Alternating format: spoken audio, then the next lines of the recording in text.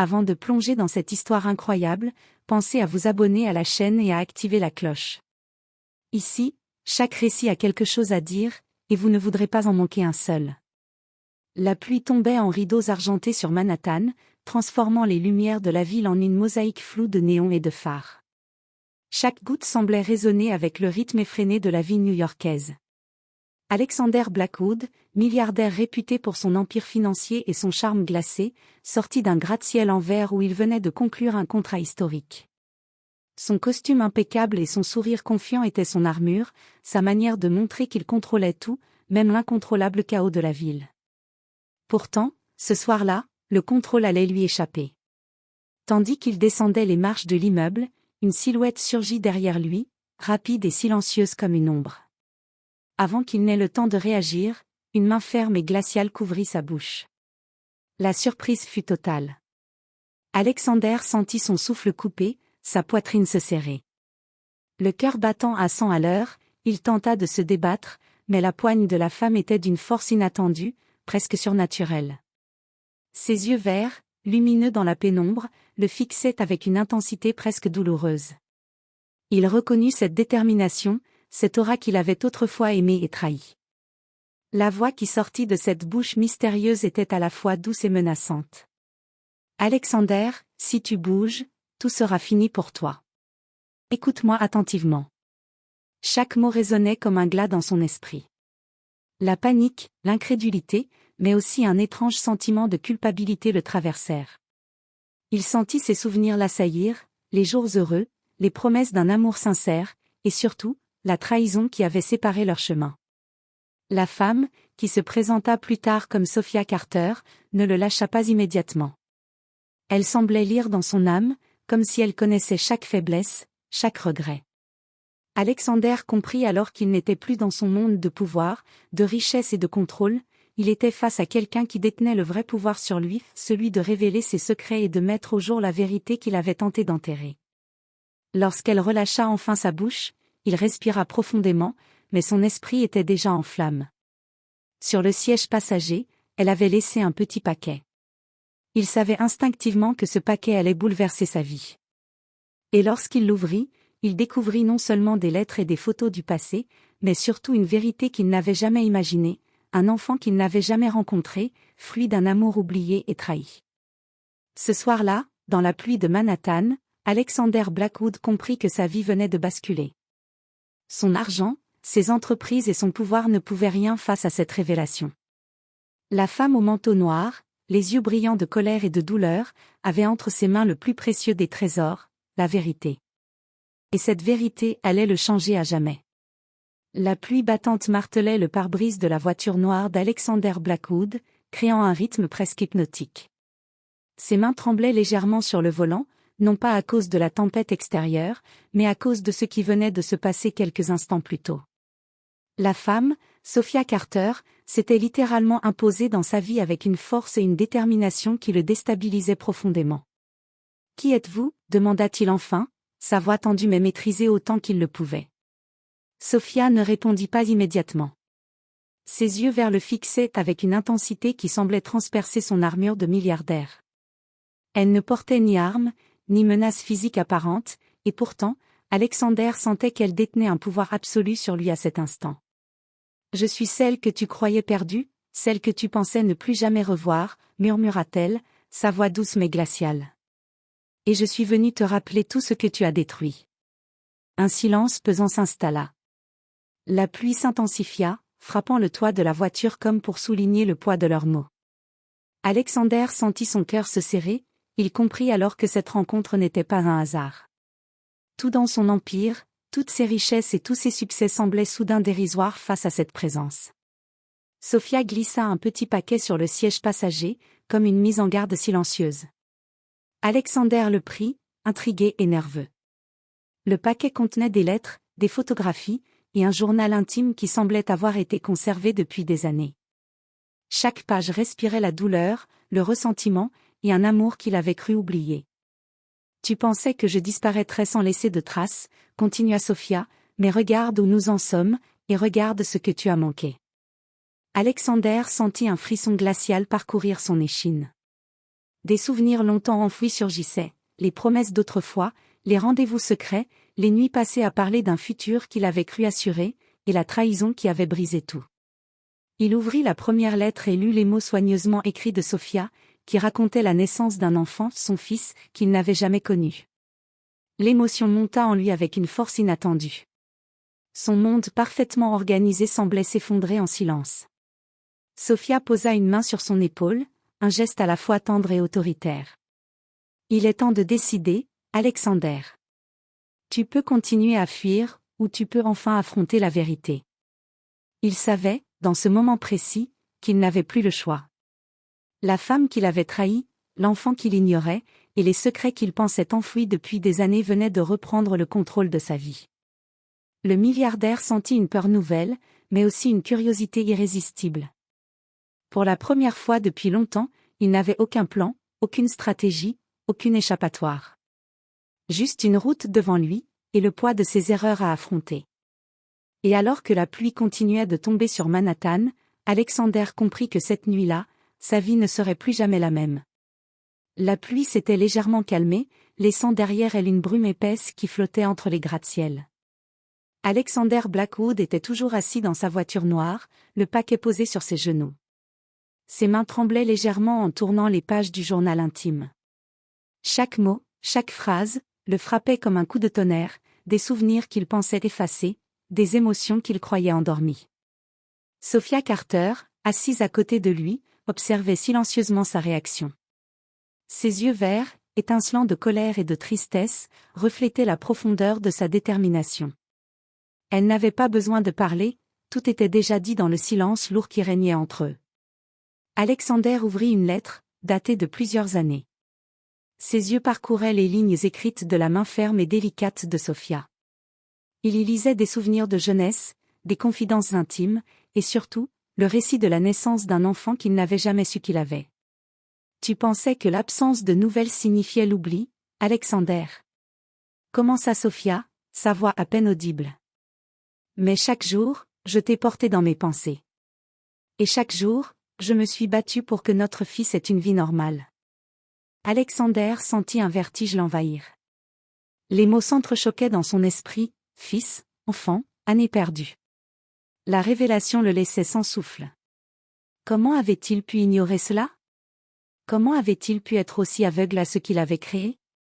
Sophia sortit une petite photo de son sac et la posa délicatement sur le tableau de bord. Sur l'image, un garçon de 8 ans, aux yeux verts, le portrait craché de sa mère, souriait timidement devant une école. Alexander le prit dans ses mains, incapable de détourner le regard. Le choc le figea, c'était son fils. Le fruit de leur amour passé, qu'il n'avait jamais eu la chance de connaître.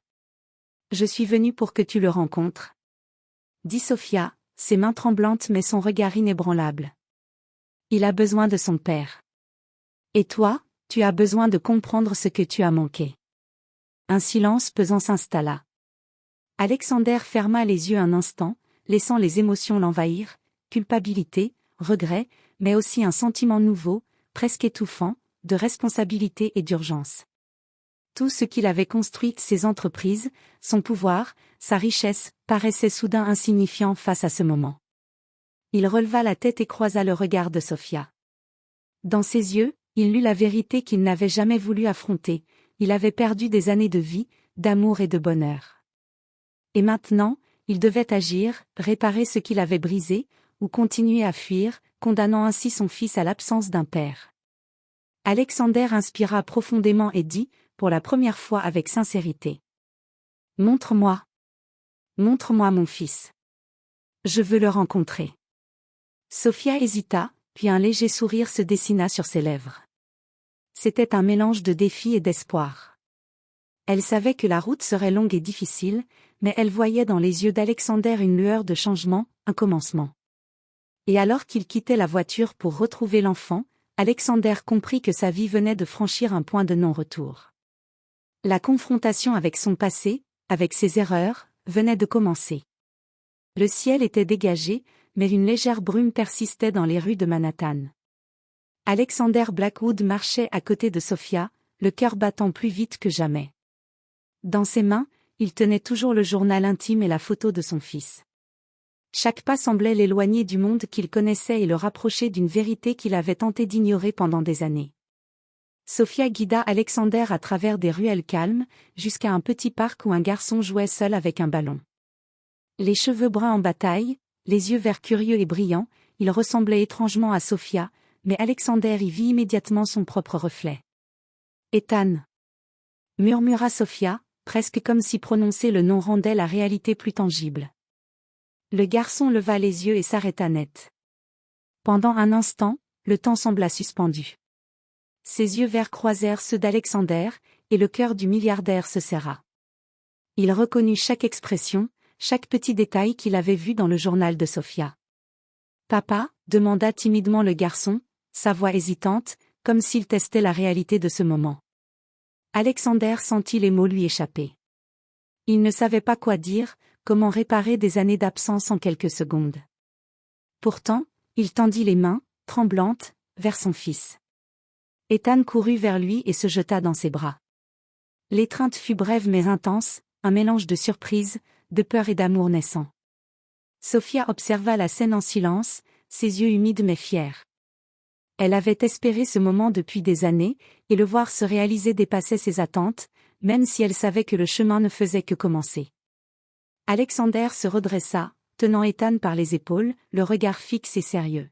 « Je suis désolé, tellement désolé, mon fils.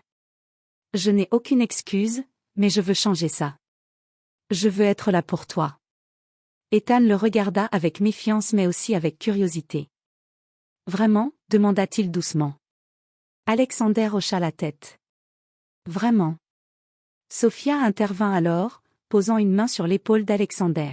« Ce n'est pas seulement ton fils, Alexander. C'est aussi toi qui dois apprendre à être cet homme que tu n'as jamais été. L'argent, le pouvoir, rien de tout ça ne remplace ce moment. » Le milliardaire comprit alors l'ampleur de ses erreurs. Toutes ses décisions passées, motivées par l'avidité et la peur de perdre le contrôle, l'avaient éloigné de ce qui comptait réellement, l'amour, la famille, et la responsabilité.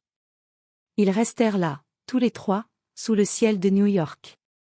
La brume se dissipait peu à peu, mais une nouvelle clarté s'installait dans le cœur d'Alexander. Il savait maintenant qu'il ne pourrait plus jamais fuir. Ses choix passés l'avaient conduit à ce point, mais ses actions futures allaient déterminer l'homme qu'il allait devenir. Et dans le regard de son fils, il vit un avenir qu'il n'avait jamais imaginé, un avenir où la rédemption était possible, mais uniquement s'il osait affronter ses démons. Le lendemain matin, New York s'éveillait sous un ciel clair et lumineux, contrastant avec la pluie et la tempête de la veille. Alexander Blackwood conduisait doucement à travers les rues, son fils Ethan assis sur le siège passager, regardant par la fenêtre avec curiosité et excitation. Sofia Carter était assise derrière eux, silencieuse, observant chaque mouvement d'Alexander avec une lueur d'espoir mêlée à de l'appréhension. Pour la première fois depuis des années, Alexander n'était pas pressé par les réunions, les contrats ou les décisions financières. Tout ce qui importait à cet instant, c'était ce petit garçon aux yeux verts et à l'énergie débordante qui venait de bouleverser sa vie. Ils arrivèrent devant une petite école locale, modeste mais accueillante. Ethan se précipita hors de la voiture et courut vers le portail, ses jambes tremblantes d'enthousiasme et de nervosité. Alexander le suivit, hésitant, mais déterminé à être présent pour la première fois dans la vie de son fils.